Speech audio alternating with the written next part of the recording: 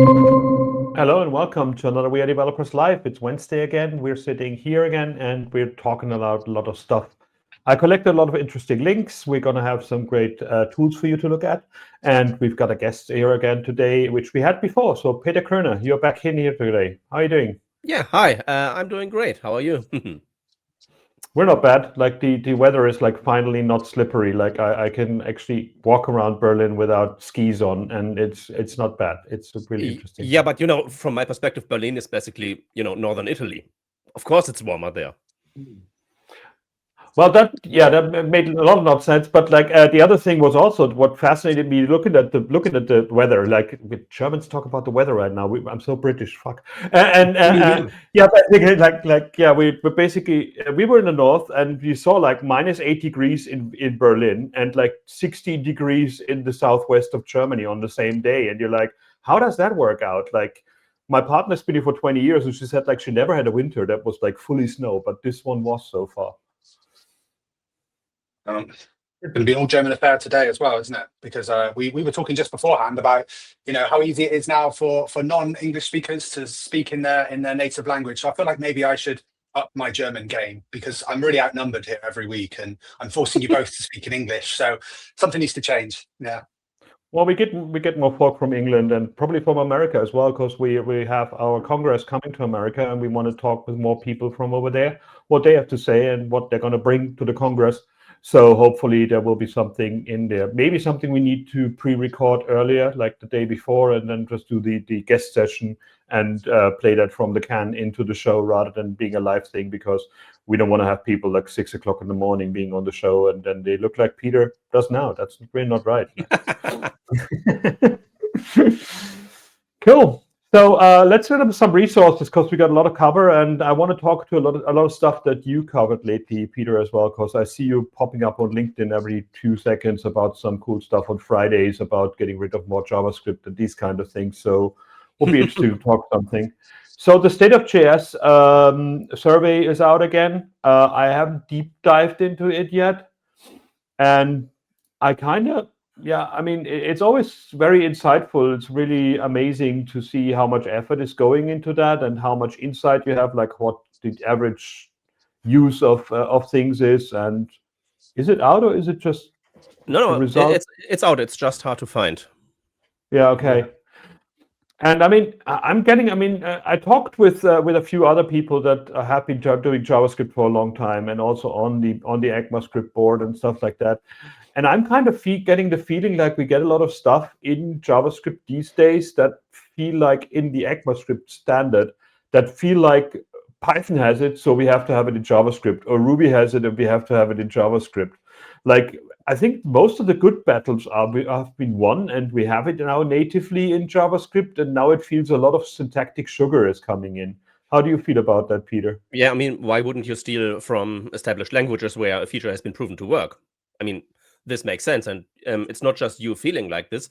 In part, it's quite explicit if you read the specification proposals, the original Markdown files in the GitHub repositories. It's kind of like they have this feature. I'm thinking of explicit resource management, for example.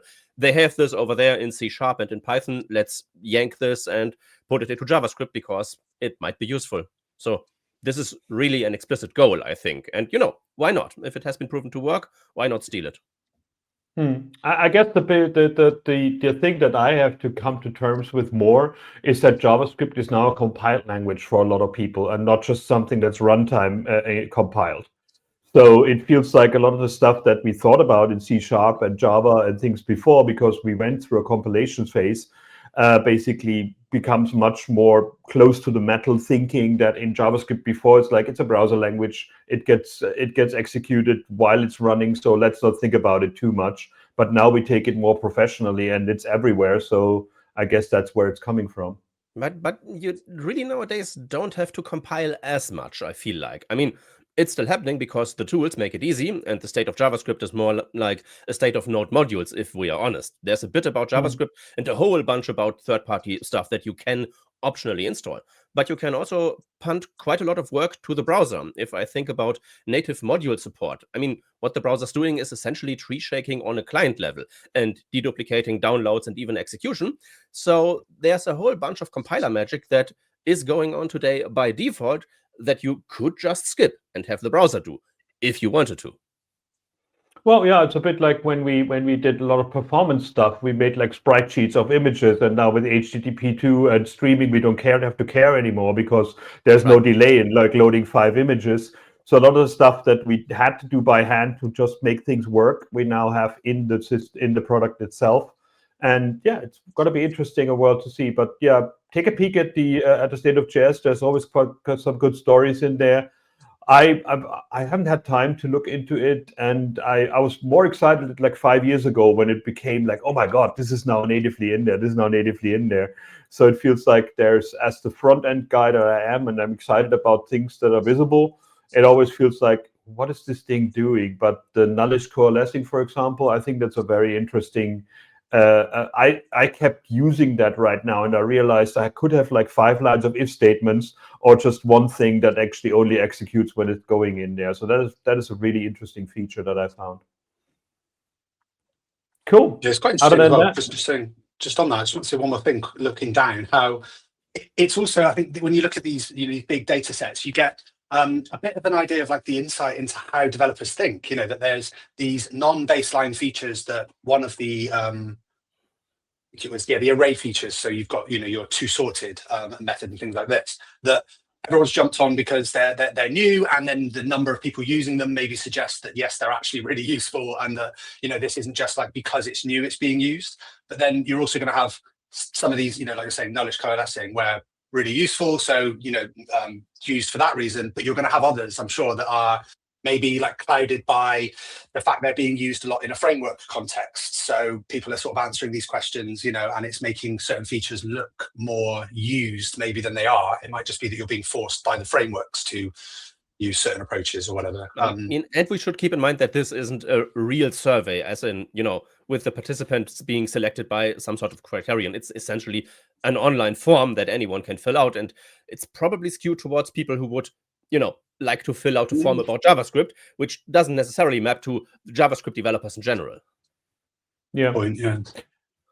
I think the array bits are an interesting one, because I remember doing like Code 100 challenges that and then found that PHP had an array function for it that always was out of a sudden it was like, oh, that's a one-liner in that one language, because we have to be independent in Code 100 challenges. But now in JavaScript we're getting these things as well. Like, I mean, a shuffling an array is now a one-liner that used to be like a massive thing, and the when you teach people programming and different programming languages, the mutation of the arrays is always the main thing that confuses the hell out of people. Like, you just basically, you have people then saying like array equals array function, because they just don't know if the original one is being manipulated or not. So you store it twice, and that's actually not a good idea. But it's just it was always a thing to think about. Like, and I remember, Dan, you did a question in Code 100, like, what's the difference between these 3 functions and the array? It was about mutating the original one and not mutating the original one. Yeah, like deep and shallow cloning and things like that. And I think that's something I'm never going to remember. That's where I've got MDN open, and I'm referring back to it. I feel like with things like arrays, you could very easily get into that kind of hell of not really knowing where things are stored if you don't.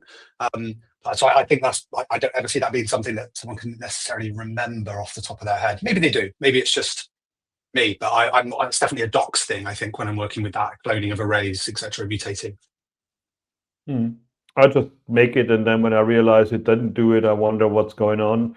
I mean, in PHP, it always feels wrong when you do like some array sort and then as a one-liner without actually assigning it to something, and you're like, okay, because it mutates the original array. But it looks, when you look through your own code, and you're like, what have I done there? This doesn't look like valid syntax, but it just did, like.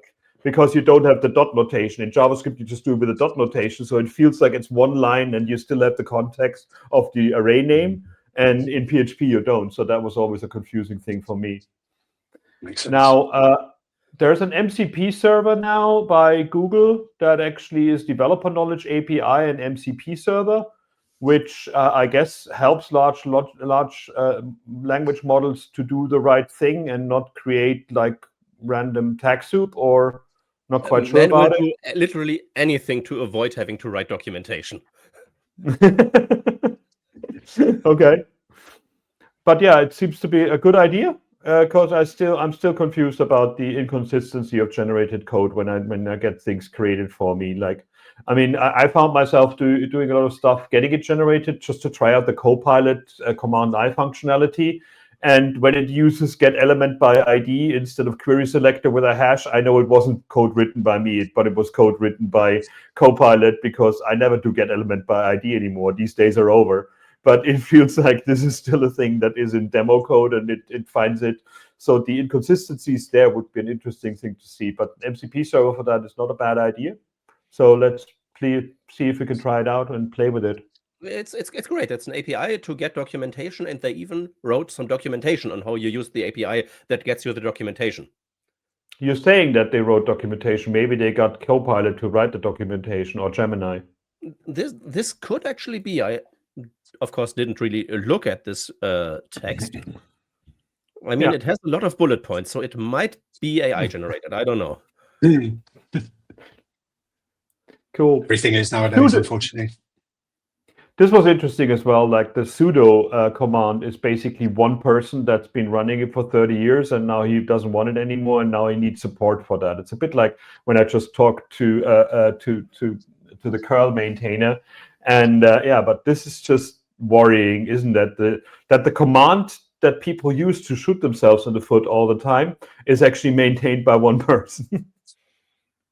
It's kind of like the literal XKCD comic with the one single person maintaining everything. And did you know that sudo, like this utility, has its own logo?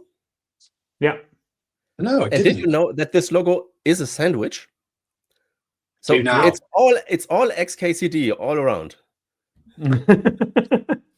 Yeah, he's a clever guy. I was at a conference in Sweden, I think. Yeah, it was Sweden. And he was speaking there, the guy from XKCD, and that was a very thorough talk. And it's very interesting. I also got his book, the one where he does like questions and then gives the scientific explanations for totally bogus questions.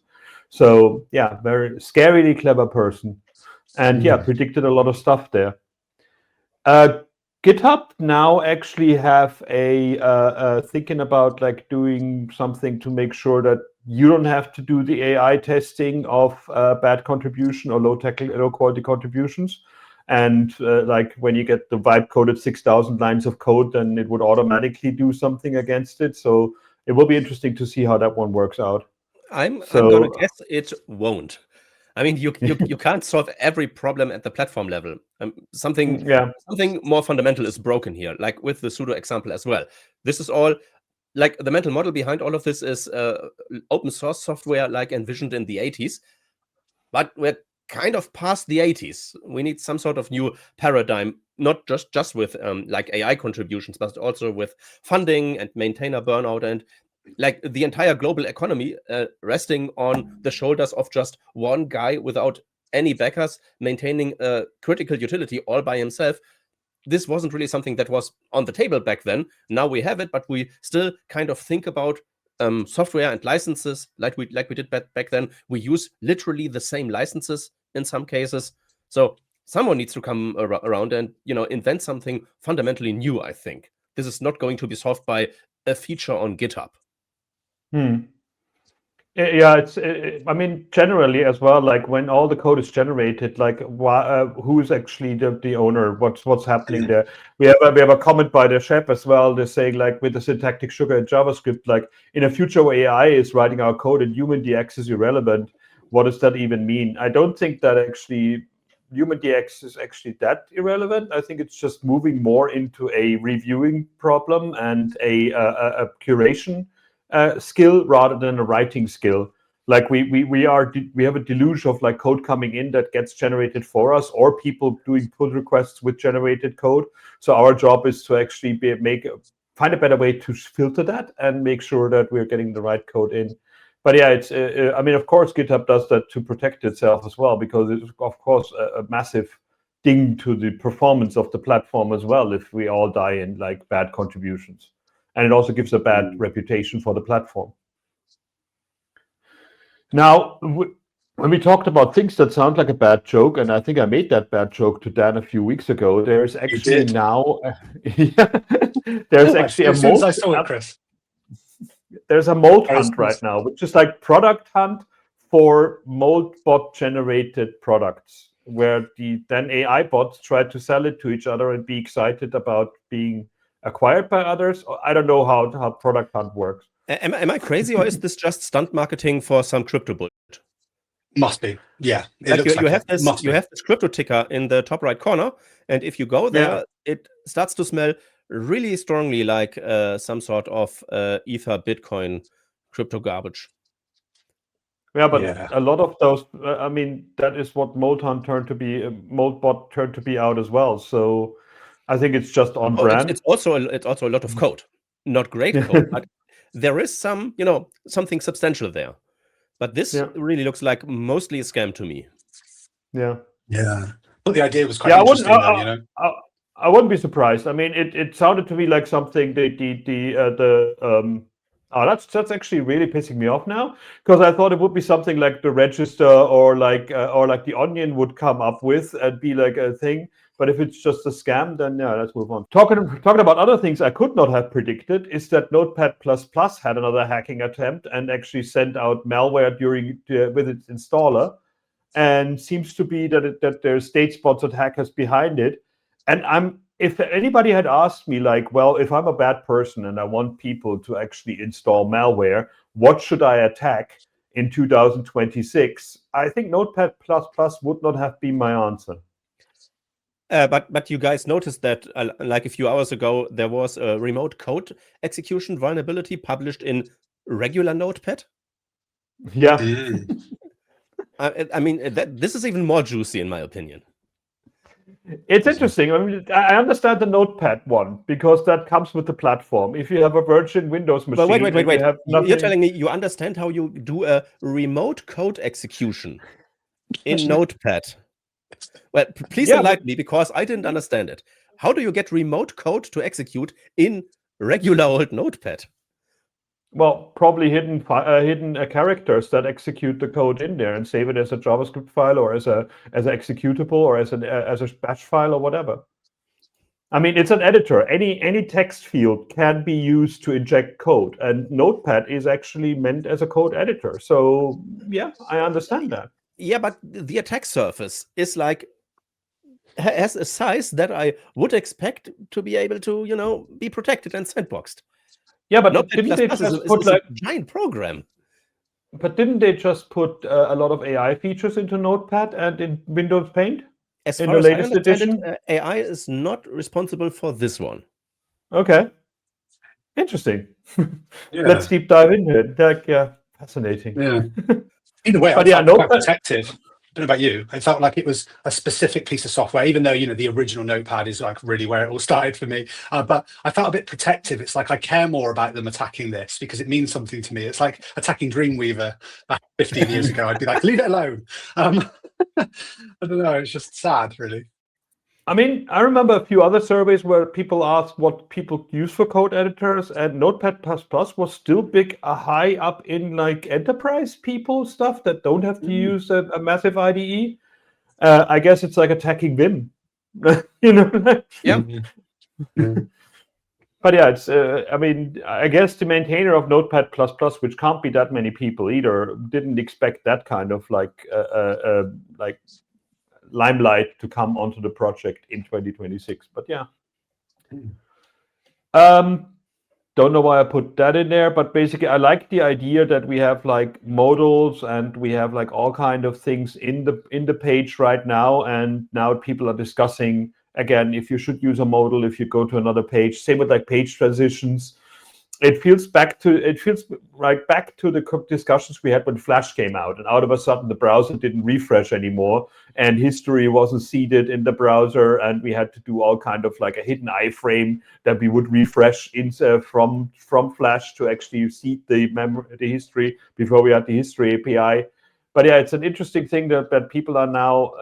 I guess people are kind of keen to make everything a modal now, or a pop-up inside their page where it's like, just send people to another page. It's as cheap by now, and with a transition, it probably wouldn't even be obvious that it's happening. But it's interesting to see that people put like a lot of UX research and effort into telling people what to use where. I mean, the best thing about this article is that it's published on the platform that it's published on. And if you're not signed in, the moment you start scrolling, you get a giant modal dialogue telling you to please sign in, which is just great. We live in the best timeline. Yeah, I know. That's always fascinating when I go to my go-to browser for like my private stuff now is actually LibreWolf, which is like the privacy hardened Firefox, and basically everything is useless. Like I just clicked on a YouTube link, and it's basically I get the Cloudflare click box, and then I have to pick traffic lights or cars from images, and I'm like, what is this? 5 years ago? It's just incredible how your browser, your main browser that allows you to be logged in everywhere and everything, like it gives you an impression of what the web could be, but most of the people out there have another experience at all. Yep. And yeah, the irony of being on a platform that's completely in your face, talking about like don't write things that are in your face, was not lost on me. This was also really, really freaking cool. There was basically somebody used a heart emoji in an app, and that actually caused the app to load another font, and that made Safari actually about 100 times slower than it should be. And just basically not having the font family in there and color family speed up the whole thing. Like one heart emoji, that's just mental. I mean, it's probably the heart emoji plus all the rest of the application React included, right? I mean, this is essentially triggering a bunch of reflows in a page, but you would expect a browser to be able to handle a bunch of reflows in a page, unless you have like 4 million diffs, in which case you are probably using React, and then it turns into a problem. Like the heart is the source of the problem, but the scale of the problem is probably very much, supported by this being modern web development. Yeah, it did seem like that. I think when I read the article, it was one of the first things. I think they sort of had a feeling, didn't they? They said something like, I had a theory that it was probably React, and then I think they went into like DevTools and they could see, the React DevTools and see that it was React. But yeah, it's funny, isn't it? It's like I sort of had the same thought. This is probably React. I think it's just that layers and layers of abstraction and how easy everything is to sort of become detached from what you're actually doing. That I can totally see somebody doing that, importing in a font, not thinking about it, and then having this issue down the line. I think this actually points to a real problem with Safari. Like, this is something that needs to be fixed on the browser level, but in order to turn into a sort of catastrophe, it needs React to essentially help along. Like, one bad decision, one bug also needs a system that it can bring down. I just found the tagline for React. In order to turn it into a real catastrophe, you need React. You can quote me on that. That's a great ad. Like that, I really like that. Now, I love when people go deep and basically go almost mentally deep. And I love that. This is an interesting hexagonal grids article. And he just tells you how to do a hex grid in all the details you would never ever wanted to know. But it's gorgeous. It's just beautiful. That kind of stuff is making me happy that people. But this article doesn't quite sell you on the why, though. Yeah. No, it's just he just said I want a hexagonal grid. Like he doesn't say that it's useless or what the benefits of it is. He just went into the rabbit hole and wallowed around in it like a pig. It was wonderful. It is very cool. I wondered if the only thing I could see that being useful for, when you look at that page, you think it's like when you're selecting tickets on a plane or on a like a UI where it's selecting, gig where you want to sit. Other than that. But I did think, it is kind of mentally quite a difficult thing to envisage, isn't it? Because it feels like you would be crossing pixels. I don't quite know how to describe it, but the idea of the diagonal lines and then still needing to have like an accurate path of where your mouse is hovering, like it feels like a potentially complicated thing to do. And yeah, the article proves it probably is, actually. Yeah, but that's just because you're so used to squares. Like if you break it down in terms of, I need my tiles, for lack of a better term, to have an equal distance to their respective neighbors. The only way to get there is actually hexagons. Yeah. Yeah, Interesting. because you don't have the white space that you would have with circles. Like circle packing is another interesting algorithm to talk about. But like, and I love that everything is interactive. This is the web I want. You know, this is not like a 5-minute video explaining me the thing, but I can click around in it and I can play with it. It's like the coding instructions of WeAreDream back then, where basically like, okay, you get this and you make it interactive, and it's a beautiful, beautiful read. And yeah, and like the distance bit. I mean, there's a few things that are not used on the web as much as I thought they would be, like circular menus. You see them in games all the time, like menus that pop out around a circle, around the main circle. That has never become a native thing on the web, or like it's really tough to do. That's something where you have to write a lot of CSS yourself and the JavaScript yourself as well, because there was nothing that actually did that kind of stuff. But in a small amount of space, it's a very, very useful thing to give you a lot of options where like a multi-level flyout wouldn't do. You give you the things. I mean, customizable selects are in the works, so we might get there. Yeah. But then again, I mean, macOS with Tahoe killed the Finder, because like right now everything seems to be overlaying each other without me wanting to, and my dock looks like my glasses are dirty or my screen is not properly aligned. So I don't know what's going on there. But yeah, this is a good deep read if you can't sleep and you want to go deep dive onto that one. Now I love when people do things to actually punish hardware, and this had me in stitches the first time I saw it. Because somebody actually built a Flappy Bird for foldable phones, where you actually play by folding the phone, and like you do Flappy Bird up and down jumping just by doing it like that. And I just see this video and I'm already in pain. This is like, this is not meant to do. A phone like that is not meant to exist. And now it's just you use it for useless things rather than just like doing the fold as an interaction. I thought it was a genius way of actually making sure your very expensive hardware dies really quickly. But the next one is even worse, in my opinion. Oh, the Worse or archery better? game. Like I find worse. I can feel everything breaking when it comes to this charging cable trick. It's a great idea. Oh, I mean, I love the idea that there's these sort of APIs, or there are these sensors that you can then interact with. I love that, because I don't do enough of it myself, but it's not the way to have a phone for very long.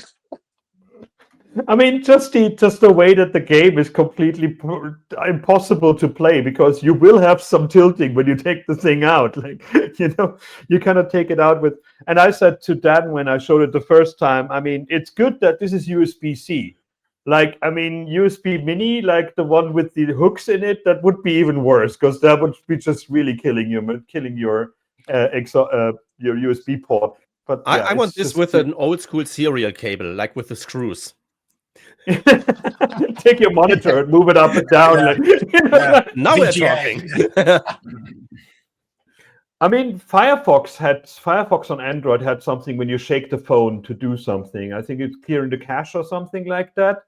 And it's quite fun that we go into this physical space, because I remember years and years ago, Opera always did April Fool's jokes, and they did like facial expressions to control Opera, because they were the first ones to have like mouse gestures to actually control things. And it was one of the Opera guys was basically like going like that would clear the cache and these kind of things. But now you can do all of that, so that's quite interesting to see.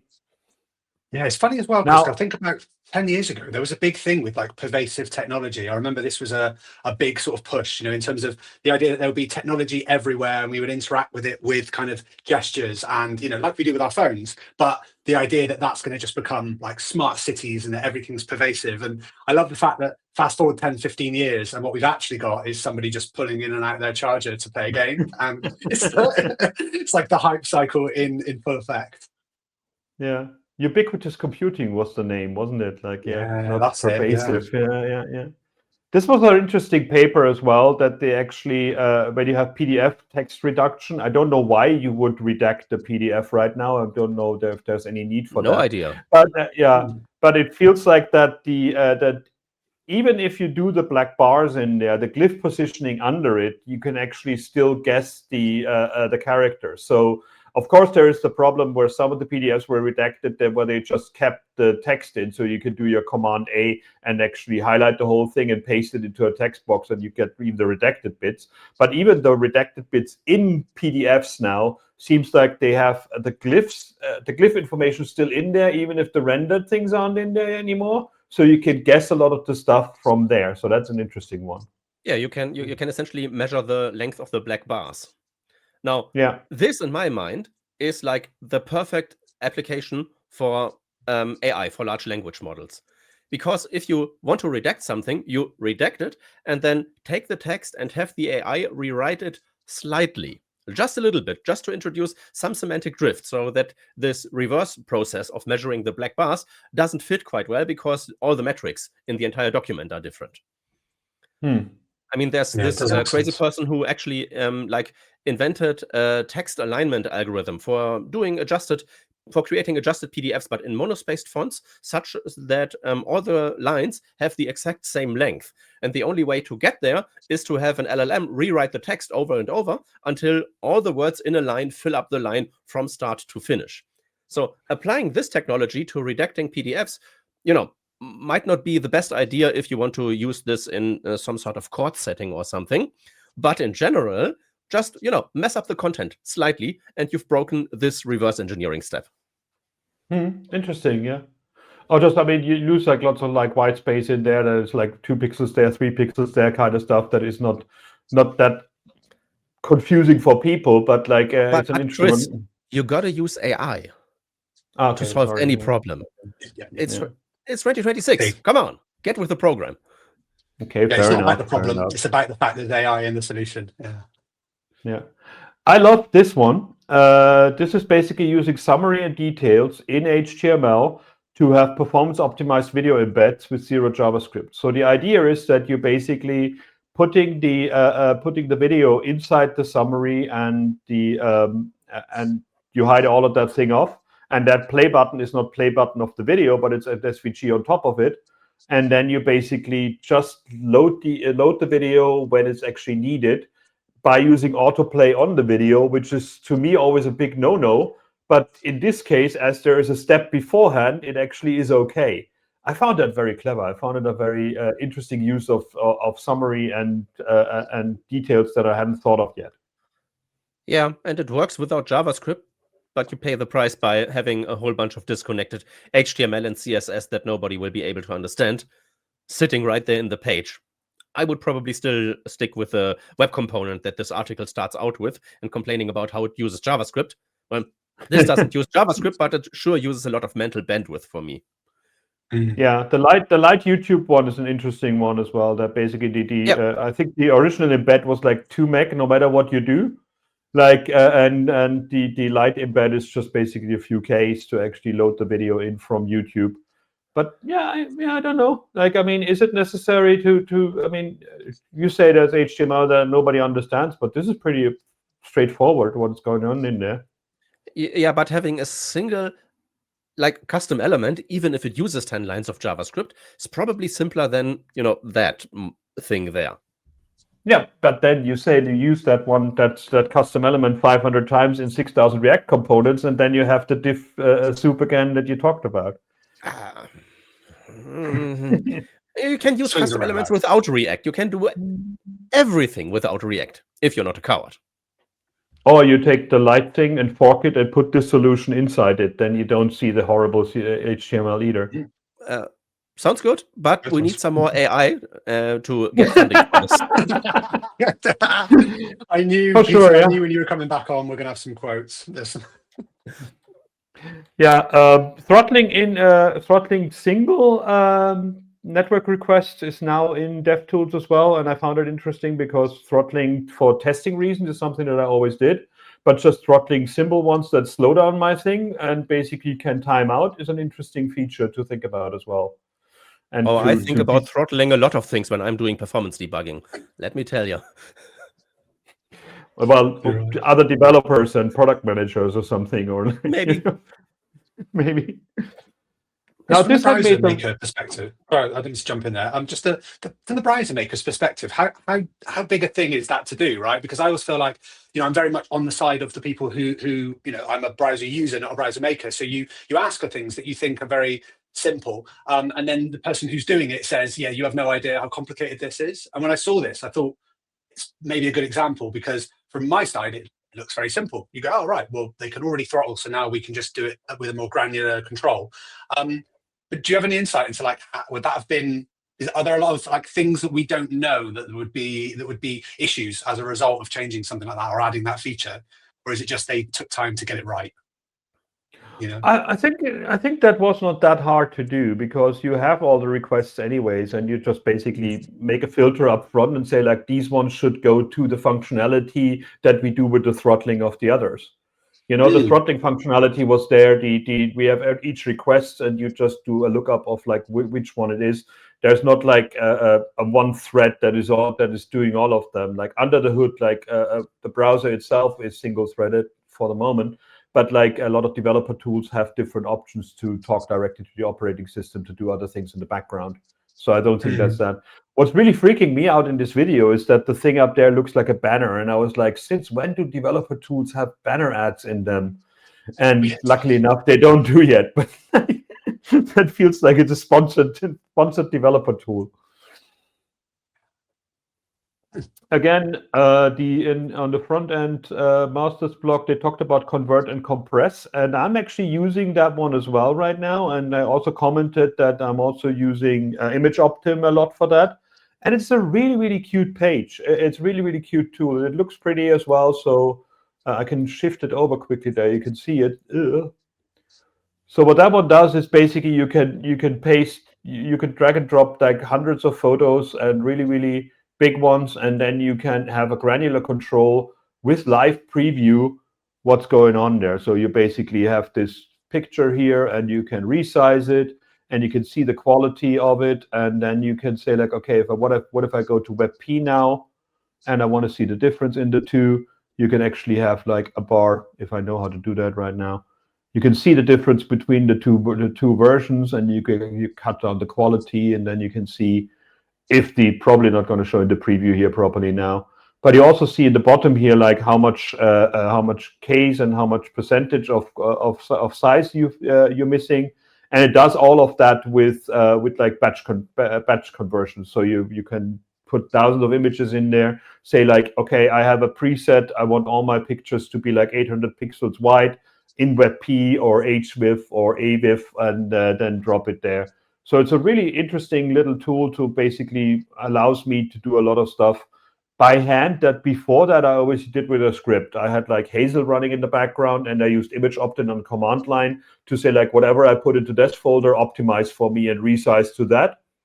And before that I did it with Automator, but this is a really nice interface for that. So something to take a look at. And for now it's free, and it's like $10 a year or $10 life license, I think, already. Yeah, lifetime, $9.99. Yeah.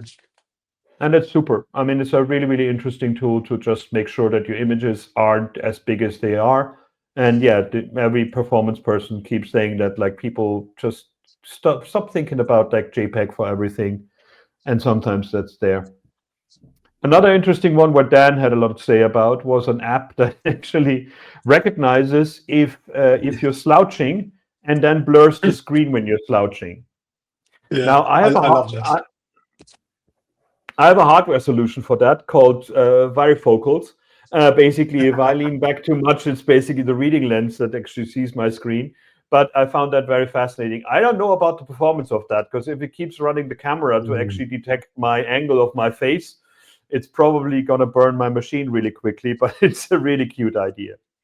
It's great. It's great. And things like this, I don't know, I really enjoy these sort of really simple applications at the moment. And I wonder if sometimes it is just the vibe codiness that you can sort of whip these things up really quickly. But I do like these sorts of ones where it's almost like a utility, right? It's just one thing, really small. It's just whether or not, like you say, downloading it is actually maybe a negative because the performance, kind of effects of doing it, I don't know. But I do like the idea, because for all of us as developers, we talk about it every now and then, standing desks and ergonomics. But most of us spend several hours every day in a position we probably shouldn't if we were, and we're probably going to pay for it down the line. So this sort of stuff is actually doing quite important work, I think, even if it's a funny little tool, You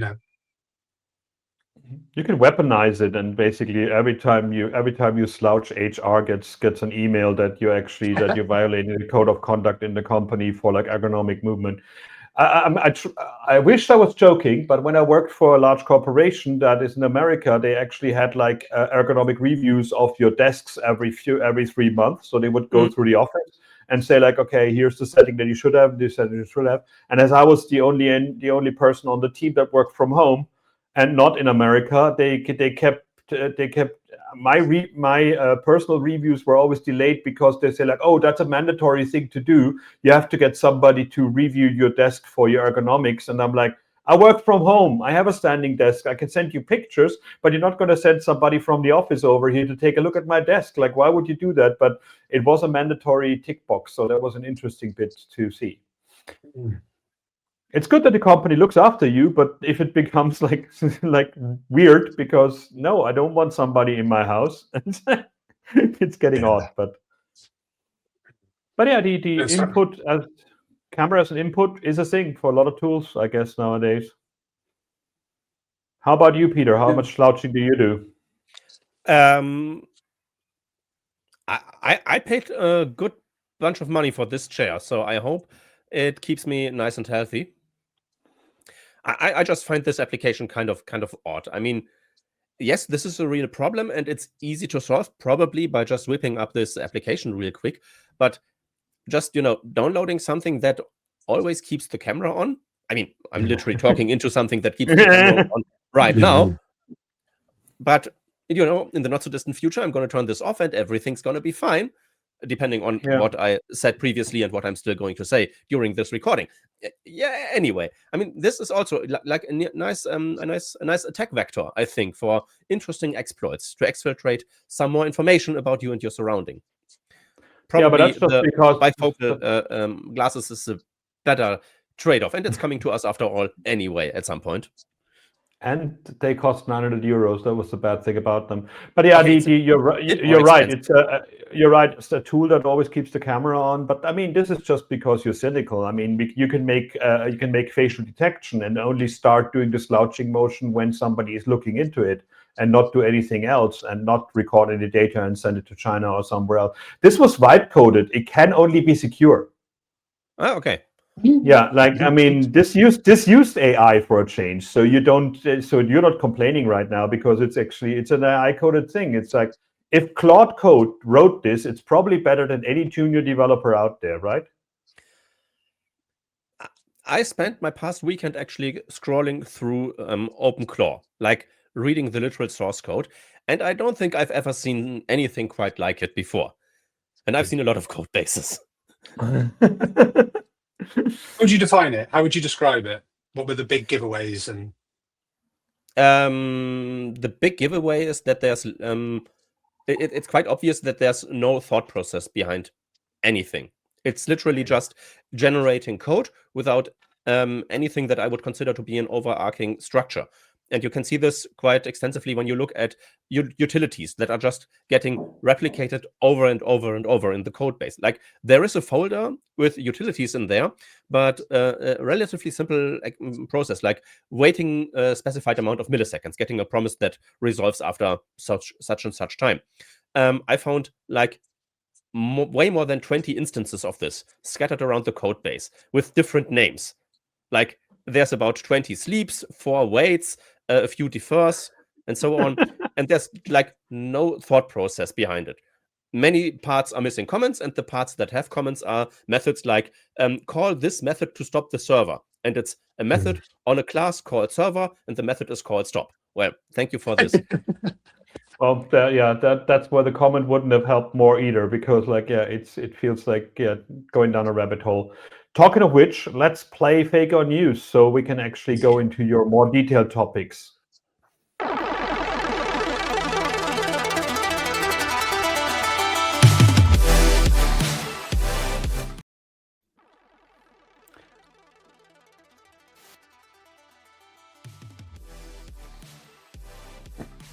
All right. Right. Let's get started. You know the rules. Like basically, we show you something that's a headline, and you have to say if it was a real news headline or if it's something that I made up in my fever dreams. Let's get started. AI.com bought by Crypto.com founder for 40 million in biggest ever website name deal. It's true. It sounds real. I believe it's so hard that it must be true, that I make it true. No, it's fake because he actually spent 70 million, not 40. Ah! Damn inflation. Got us. Scientists develop a pill that lets you taste colors. Yep, had that. Yeah, I'm going to say, oh, wow. Yeah, I'm going to say, yeah. No more No, comments. fake. Oh. I mean, we had pills in the 90s that did that, but those were not official medication, I guess. But yeah. Anyone can Wedding- be a scientist nowadays. Come on, we have AI. Wedding photo booth company exposes customers' drunken photos. Sounds real, doesn't it? Yep. Hey, Yep. no surprise. Walmart is testing self-driving shopping carts for grocery stores. Walmart is a real company. They wouldn't ever commit to something this stupid. Fake news. I'm going to say real. I think so. No, it's fake. But we had a smart shopping cart at our Congress last year. There's a company that did that. It was really cool stuff, but not self-driving. That makes no sense. AI Kicks are smart shoes that count your steps and calories. Well, what do you mean by R? Like, I'm certain there's a webpage out there that claims you can buy these guys. Yeah.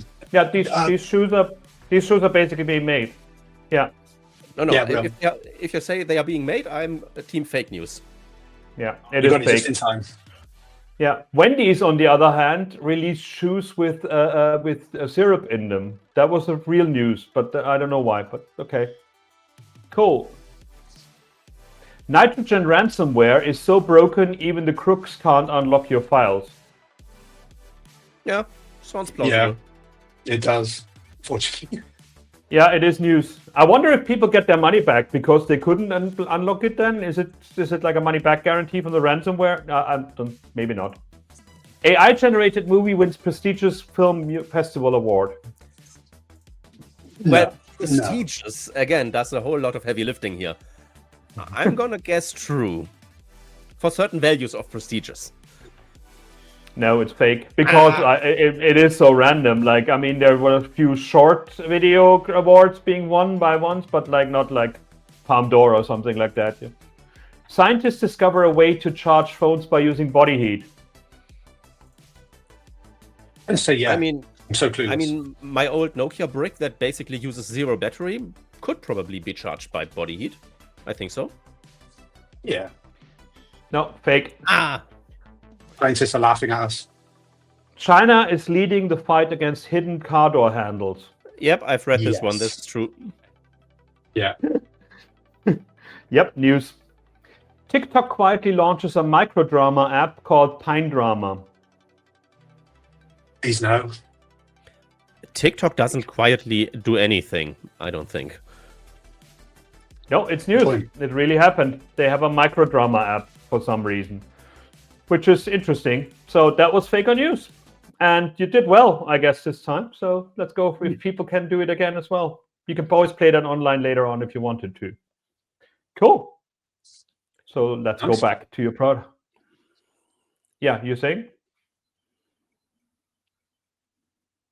No, I don't think so. I think we're just waiting for that screen to change, aren't we? Is it the... Yeah. We are. There we are. Yeah, I had to close. Now, on Monday, I was talking to Aaron T. Grok about this thing. He built this Nolo.js, which is reducing JS workload with HTML and CSS. And it's a repo that actually shows how to do things with basic HTML and a bit of CSS that you don't need JavaScript for. Now, I'm contributing a few things to that one as well right now, including those bars that you have running here, because they're just basically styled checkboxes. And yeah, we talked about it a bit on the podcast on Monday, and it's going to be released this Friday in the newsletter.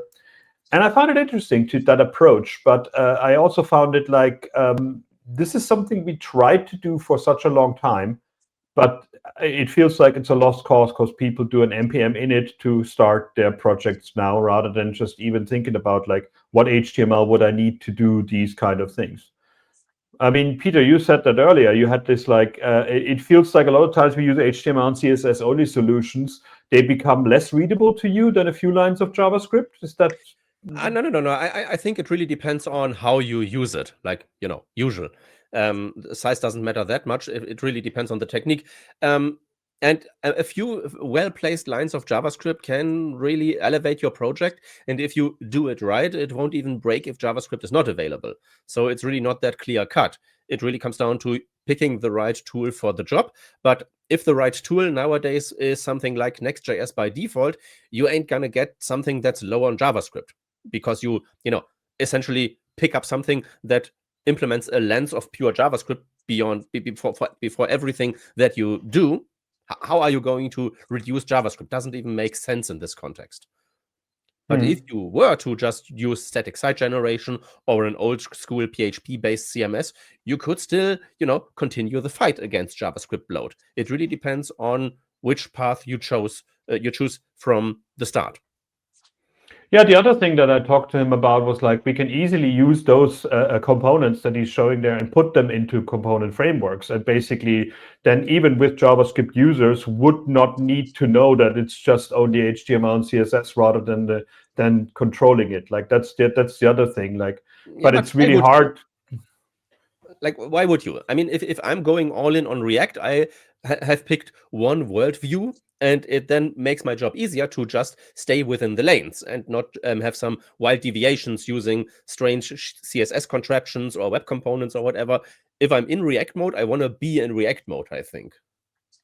Yeah, but you never look at the HTML, CSS, and JS that you generate with React either. So basically, you wouldn't be the wiser what's actually going to be used to render something out. Well, if it works. Yeah.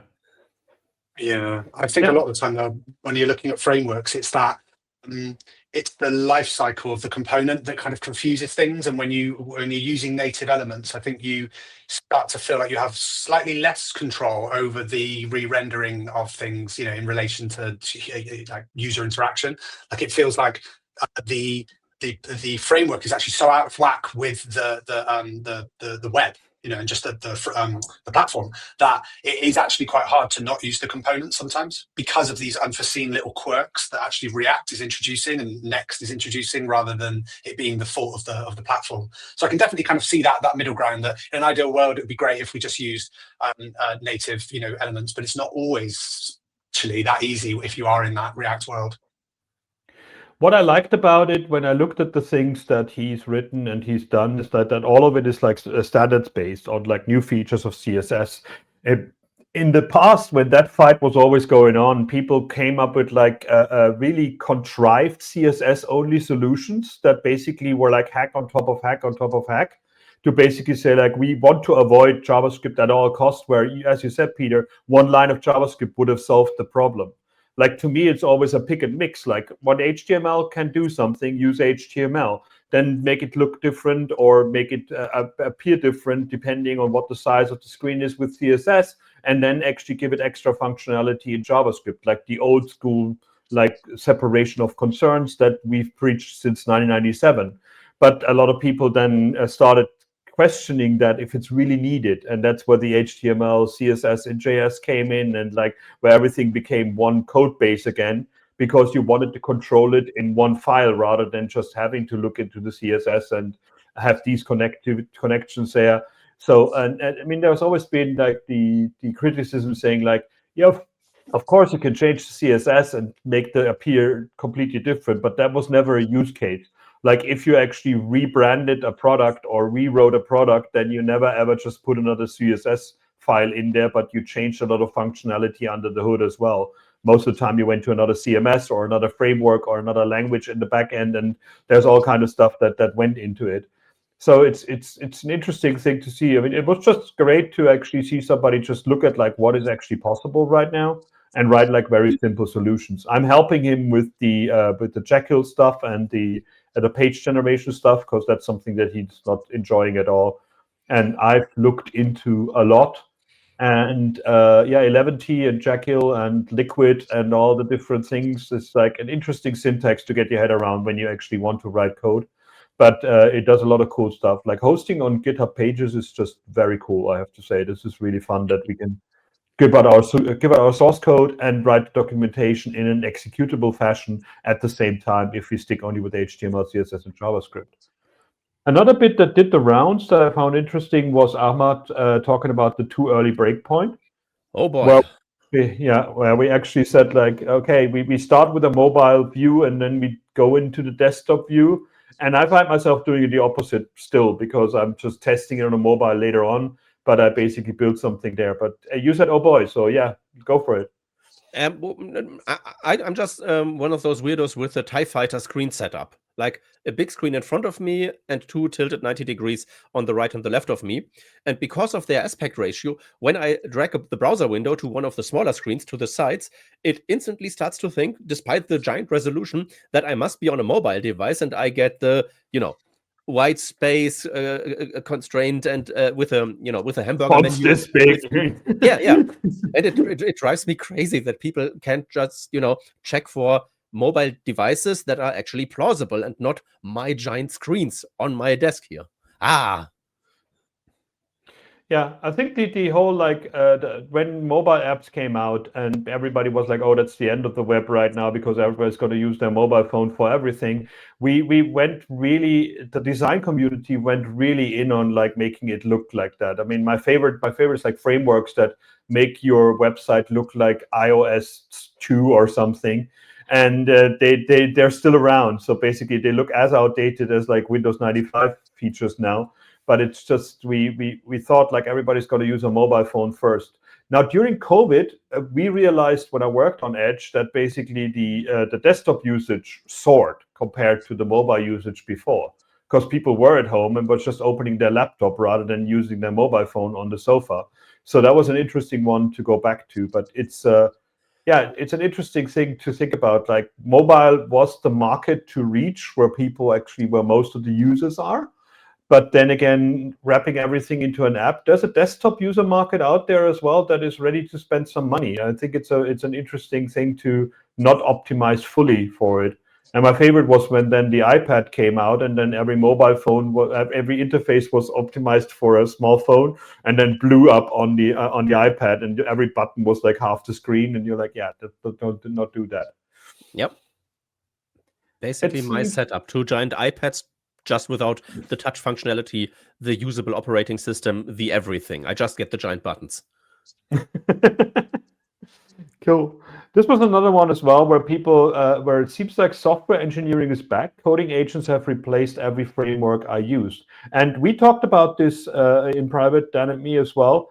It kind of feels like that as well. Like, another pop-up. You basically, in the past, most code generators gave me like React or Next or random code up front. But now it actually gives me like basic JavaScript, HTML, and CSS when I do stuff. Is it just because the dependency hell is not there, or maybe because it learned from me and it wants to be nice to me and the AI wants to give me the stuff that makes me happy and not confuse me? I mean, if you prompt it to do a certain thing, it will probably do something along the lines of your thing. I mean, that's not that surprising, I think. Yeah. I think that what we noticed was there was like a shift towards like there was a time when it didn't matter what I was saying. If I didn't give it any kind of like what I want in terms of like architecture or even stack or anything like that, it would tend to go for like Next, or it would tend to go for React. When we were talking about we'd done some things a few weeks back, and that it was suggesting like it was opting for HTML, CSS. It wasn't necessarily going for a framework. And we were wondering if there was this kind of slight shift, that maybe the data that's been trained on, or perhaps it's the, like you said, the dependency hell, or keeping up with the versions of the frameworks, because that was always a problem, wasn't it? That the LLMs knew the previous version of React or whatever. So I don't know. It might just be something anecdotally we noticed that isn't actually happening. I mean, it might be the case that the software changed, the LLMs have changed, maybe your prompting abilities have changed, and you just didn't notice because you can't step outside of your own head. I don't know. I mean, this is the fun with this kind of stuff. You just don't know where it comes from. Well, I mean, I guess also the Copilot that I'm using in VS Code now has all the models included, so it's actually switched to Claude rather than just using the Codex thing. So that might be the other bit, that basically just another LLM gives me other dependencies there. So I don't know. Now we want to talk about one of your products that I came across that I didn't know about, and that's actually pretty cute.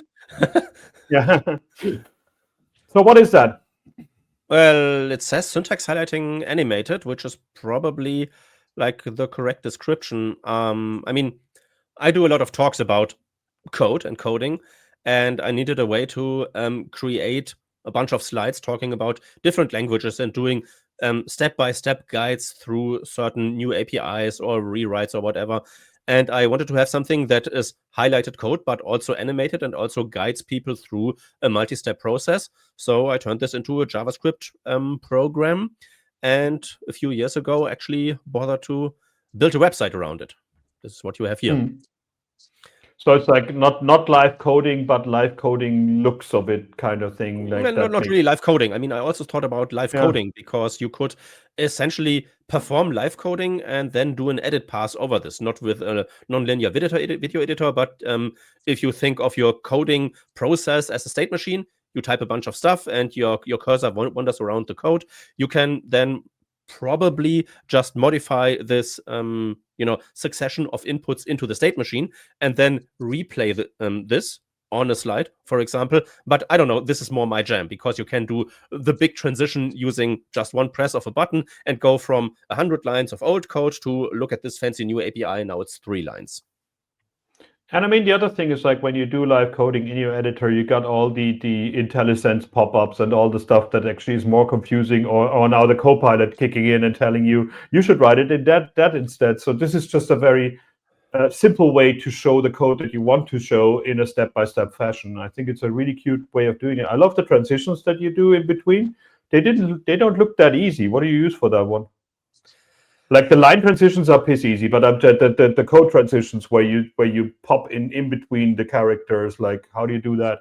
Do you really want to know? So essentially, like what I do with technology in general, like not just with AI, but with React and in this case also cryptocurrency, is that's interesting. I'm never going to use this, but how does it work? And the way this works is essentially I took a bunch of ideas that I took away from React and a bunch of ideas that I took away from cryptocurrency and added CSS transitions. So the code in each frame is represented as a concrete syntax tree that I turn into a hash tree. So I can represent each node using just a simple hash, and then I can compare one keyframe with the next keyframe, run a bunch of heuristics, figure out how I need to modify the tree in order to get the least distracting transition. And this can be at any level. I can, just flip a bunch of lines because they are just nodes. Or if I need to modify the line itself, I just go into the line and into statements, or in this case, it's HTML. I go into the element, into the attribute, into the attribute's value. The attribute values, because they can be arbitrary strings, are split down into sentence-like structures. These are all nodes inside this process. It's not down to the letter because this led to some really confusing transitions, but essentially it's diffing on hash trees, more or less. And then I generate an awful lot of really, really bad looking CSS that then just does transitions. So I can jump from an arbitrary keyframe to another arbitrary keyframe. It's just switching the opacity and the transform on certain, elements, on spans in there. It's simple in principle, but it takes a whole bunch of doing to actually get it to work at all. And because you didn't use AI, you didn't get any funding for it and didn't make a startup that is a unicorn now. I mean, I'm sort of the startup. I mean, if you really get into the groove of doing this, and if you don't use the JavaScript API, but I wrote my own presentation software, obviously, that hooks into this, and this makes it really easy to just bam, bam, bam, bang out a bunch of slides where everybody goes, this looks very, like a lot of work. And in a way it is, but in another way it isn't, because, once the software is there, it's really easy to just bang out stuff that looks impressive without doing any work, without AI. I mean, you can use AI. it actually works quite well if you tell the AI to, I have this code, break it down and explain it to me, but turn it into this JSON format that I then can pipe into the library. So you can actually use this in order to have the AI explain code to you and generate the animation while you are at it. I don't use it like this, but you could. Can it generate a video, or you can just use like Playwright to do that or something? What I do is actually sort of like this. I mean, it just a JavaScript library, right? It generates HTML and CSS, but you can essentially chuck this into Playwright if you want to, and then just film it. The way that I do it is a little bit more crazy because I want to have fine control over each frame. So what I do is I take my code, throw it into the library, get back information. This information can then be turned into the HTML and CSS, but there's a step before this. And the step before this is essentially telling you for each and every token that needs to exist in the scene for it to make sense, where it's going to be at what point in time. So you essentially get coordinates and an opacity value. And if you then take this, you can, if you really want to, feed this into another JavaScript program that essentially computes the CSS transitions manually. So you don't go from keyframe to keyframe, but you take your acceleration curve and interpolate every value in between, which is when you run into fun limitations in browsers where there's only so and so many CSS rules that can exist at a certain point. But I essentially generate a whole bunch of CSS, a new keyframe essentially for every like a frame in the transition, and then render this out to PNGs, pipe this into my video editor, and then go from there, which is extremely slow and extremely painful, but gives me fine control and maximum quality. But you could just record a screencast from Chrome or what have you. Interesting. In essence, you wrote a parser for your own stuff. That's quite fascinating to see to turn it into this hatch tree. I don't write the language parsers. Like I take established, well-used, well-loved open source software and then get the concrete syntax tree and then go from there, because it needs a whole bunch of more massaging. Like I can't simply accept something like a string. I need to split the string and look for sentence-like structures and colons and commas and so on to really make this make sense. But there's, again, a whole bunch of stuff around it to make it work just for me. I mean, I don't know of anyone that uses this for anything. As far as I'm concerned, I'm the only one who has any value derived from this. But, if you have any use case out there, if you want more languages supported in there, let me know. Maybe I can help you. I mean, I see other people use Wallaby and these kind of things that execute it directly in Visual Studio Code to basically do that kind of stuff. That's another way of I see people doing that when they do live coding or showing this kind of thing. I just came across it. The other thing that you do every Friday is a Freedom Friday. What is that about? It's about replacing something from Node modules with a built-in feature.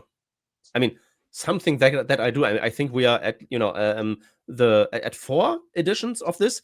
I'm essentially just sharing a simple tip on social media. Hey, you're probably using this library. There's something built in through the platform. Like replace your testing library with Node's built-in test runner. Or you don't need a base 64 library. It's a static method on, byte arrays in every JavaScript platform. Something like this. Really simple tips to just, remove something, anything from Node modules. Why? Why not? It works. Why would you install some wipe-coded malware from God knows where when you can simply trust your browser? Yeah, I mean, I just started recently doing a lot of stuff with that, and my favorite is always when you have a Git repository and you actually do a local install of Node modules in that Git repository. And yeah, that was never a good idea. Out of a sudden, my Git tree was like 60,000 changes, and I'm like, oh, I shouldn't have done that. But yeah, the setting up your Git repos and making sure that your Git ignore has Node modules in there is a very, very interesting and good step to do.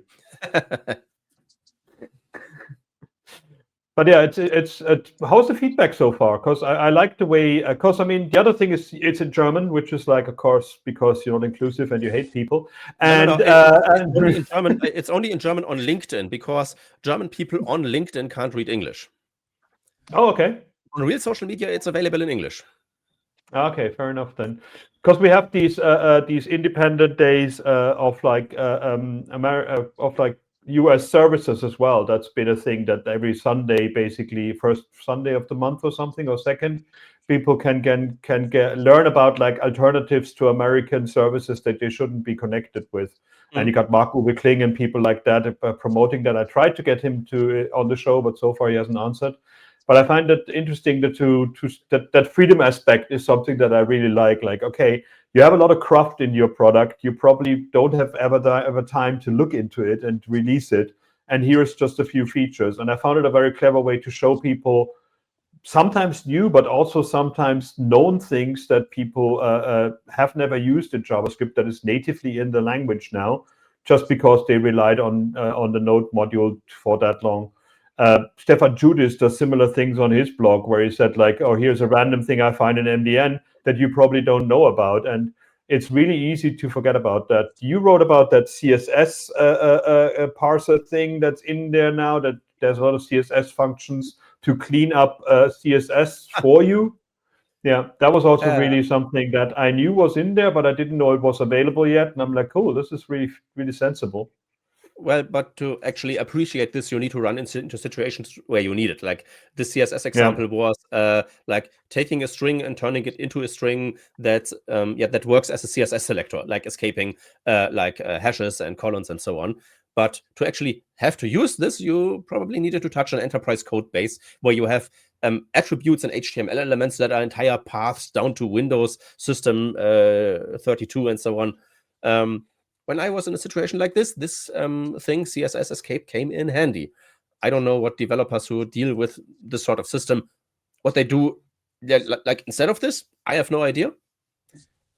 I mean, it's use cases that didn't come up in the past, but it's great when they become like native features. Like URL parsing now is in the JavaScript language itself.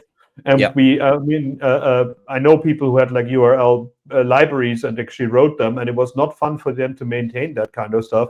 And now it's very much easier to parse a URL without actually letting XSS payloads through, because the browser does it for you rather than you writing a regex that is not strict enough. Yeah, but learning about this is really hard if you are just knee deep into the project, into your way of doing things, into your framework. So that's why I write all the little posts with all the little gadgets and helpers and one-liners that can, maybe get your Node modules at least a little bit smaller. Cool. Okay, I think that's it for today. Thanks again for being here, Peter. This is always just very natural. We just don't even have to go through a list. We just come up with random things to talk about, and it's really interesting to see. I mean, that open claw analysis would be interesting. Are you going to write about that, or is it just for you right now? I mean, I wrote, of course, you couldn't read it because it's in German, but there was a decently sized post on LinkedIn. I mean, I'm not going to write too much more about this than that, because, I'm sorry, but it's slop. It's kind of alien. It's kind of mindless. There's only so much you can say about it. I don't know. I like that they now partner with a virus scanning company to make sure that at least there is a modicum of security there.